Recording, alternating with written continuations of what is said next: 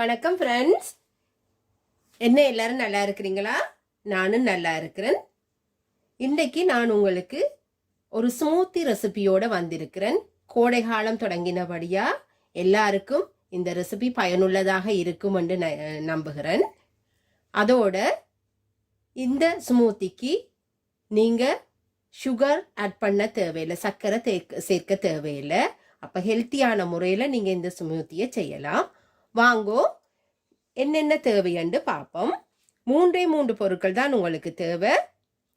வாழைப்பழம் 2 வாழைப்பழம் கட் பண்ணி வச்சிருக்கிறேன். 2 பேரிச்சம்பழம் டேட்ஸ் 2 எடுத்து வச்சிருக்கிறேன்.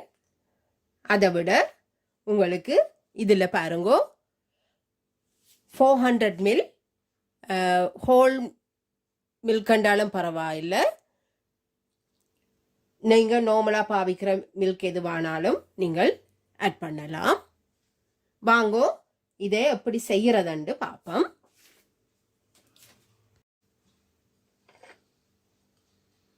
இதில் வெட்டி வச்சிருந்த இந்த வாழைப்பழ துண்டுகளை இதில் சேர்க்கிறேன். அதோட இந்த பேரிஞ்ச பழத்தையும் கொஞ்சம் சிறு துண்டுகளாக வெட்டி போடுவோம்.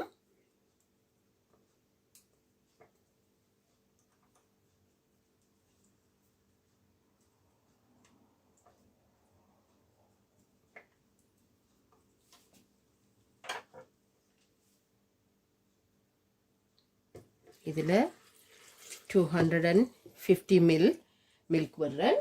இன்னும் ஒரு 150 நான் அதோட விட போறேன். 400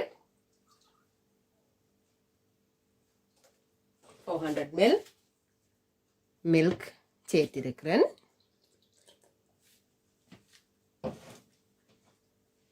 அதோட இந்த பிளெண்டர் வந்து ஐஸ் கியூப்பும் போட்டு செய்யலாம் என்றபடியா நான் 2 ஐஸ் கியூப்பும் போடுறேன் அந்த குளிர்மைக்காக. சில பிளெண்டர் வந்து ஐஸ் கியூப் போட இல்லாத நீங்கள் குளிர் பாலை எடுத்து நீங்கள் ஃப்ரிட்ஜில் இருந்து பால் எடுத்து செய்தா உடனே குடிக்கக்கூடிய மாதிரி இருக்கும். அந்த குளிர்மை உங்களுக்கு காணுமானதாக இருக்கும்.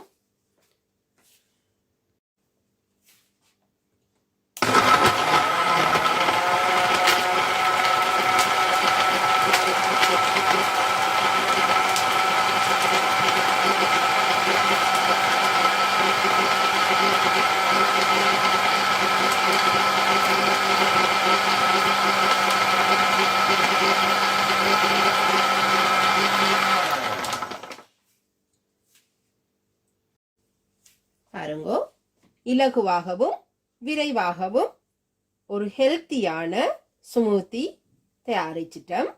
இப்படி நீங்கள் உங்கள் வீடுகள்லையும் செய்து எல்லாருக்கும் கொடுத்தீங்கன்னு சொன்னா கடையில் வேண்ட சுகர் கூடின ஸ்மூத்திகளை வேண்டி பழக தேவையில்லை.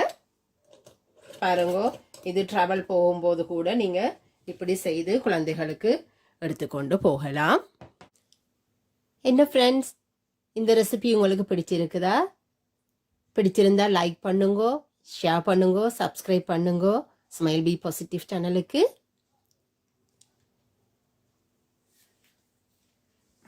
மீண்டும் இன்னும் ஒரு வீடியோவில் உங்களை சந்திக்கிற வரைக்கும் தேங்க்யூ, பாய்.